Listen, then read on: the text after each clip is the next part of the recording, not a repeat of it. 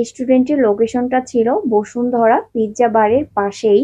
আমরা ২টা platter order দিয়েছিলাম। একটা ছিল চিকেন খিচুড়ির প্লেটার, আর একটা ছিল ভর্তা সহকারে খিচুড়ির একটা প্লেটার।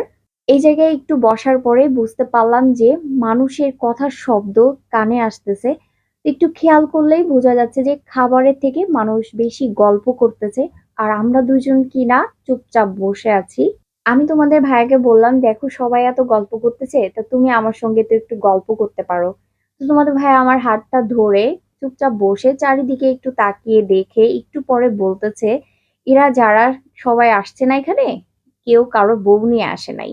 আমি বললাম, ও আচ্ছা, তাহলে তুমি তোমার বউকে নিয়ে আসছো বলে এজন্য গল্প করতেছো না? তাহলে তুমি অন্য কাউকে নিয়ে আসলে তো ঠিকই গল্প করতা।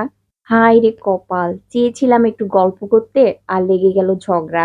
এরকম খুঁটিনাটি ঝগড়া আমাদের একটু পরপরই লেগে থাকে। এরই মধ্যে আমাদের খাবারটাও চলে এসেছিল।